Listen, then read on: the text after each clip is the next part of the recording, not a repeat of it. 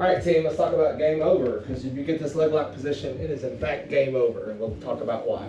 So when we look at typical ashigami encounters in our system, ankle grip, tendon grip, baseball slide, we separate hip control by either clamps, locks, and then now we'll start to introduce reaps.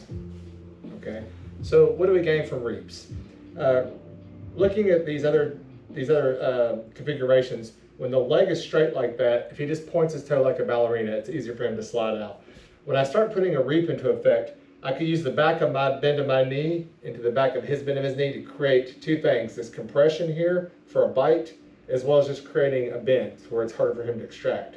I also move my primary attacking leg, the one that's clamping the hip, now moves to inside position and is hiding inside. All right, and then I'm also getting heel exposure. So let's look at this. We're in the standard ashigami. When I move to inside position, I want to move my knees together in unison.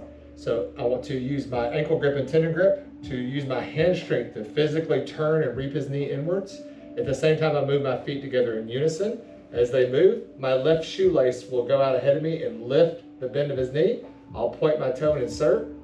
I'll put the bend or his inset behind my knee, cross my ankles, and lock the position up to get the heel exposure.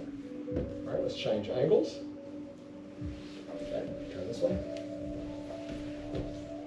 So we start off with standard ashigami. We begin to reap and turn. My left instep raises behind his knee. I point my toe and insert. I put his instep behind my knee, cross at the ankles, and if I create any space as I hit the mat, I'll slide in to create the maximum bend in his knee and create the double lock. One last time. This angle.